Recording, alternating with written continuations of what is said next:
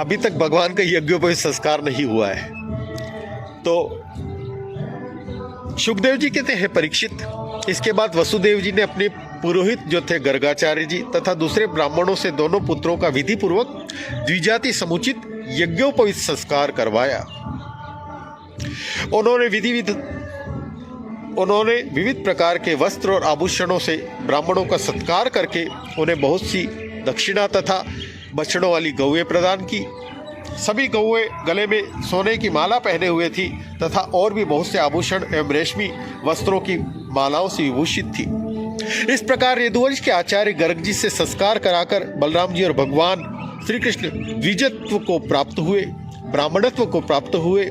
उनका ब्रह्मचर्य व्रत तो अखंड था ही, अब उन्होंने गायत्री पूर्वक अध्ययन करने के लिए उसे नियमतः स्वीकार किया। जब भगवान का यज्ञोपवीत संस्कार हो जाता है तब वो विद्या की प्राप्ति के लिए गुरुकुल में निवास करने की इच्छा से काश्यप गोत्री सांदीपनि मुनि के आश्रम में जाते हैं। काश्यप गोत्री सांदीपनि मुनि अवंतीपुरी उज्जैन में रहते थे। वे दोनों भाई गुरुजी के पास रहने लगे। बड़े संयमित चेष्टाओं से वहां रहते थे।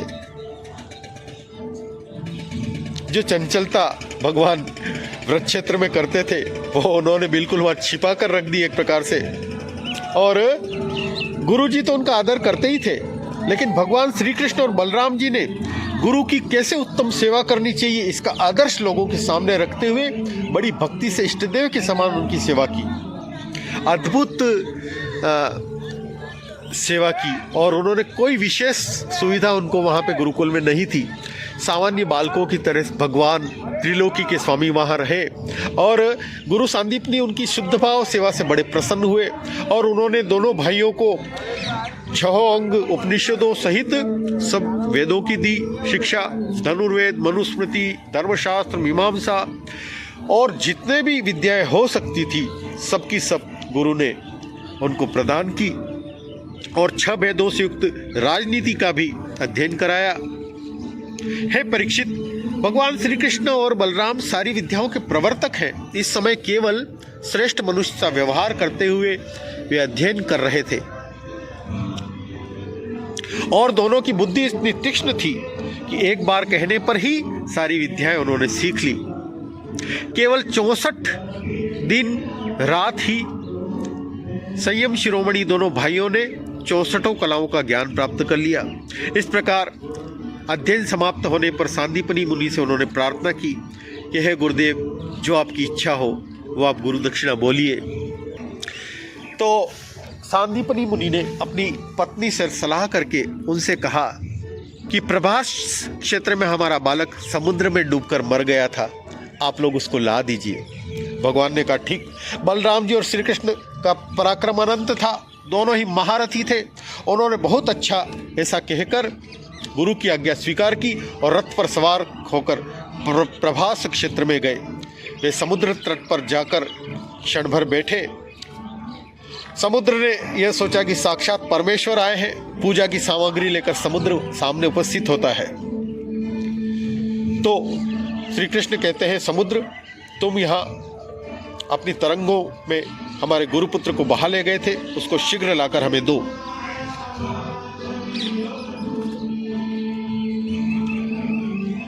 तो समुद्र कहता है कि मेरे जल में पंचजन नाम का एक बड़ा भारी दैत्य जाति का असुर शंख के रूप में रहता है, उसी ने उस बालक को चुराया है। समुद्र की यह बात सुनकर भगवान जल में घुसते और शंखासुर को मार डालते हैं,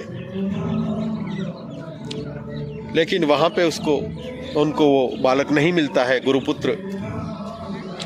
फिर यमराज को बुलवाते हैं और यमराज ने भगवान का आदेश स्वीकार करके और उनका गुरुपुत्र लाके दे दिया।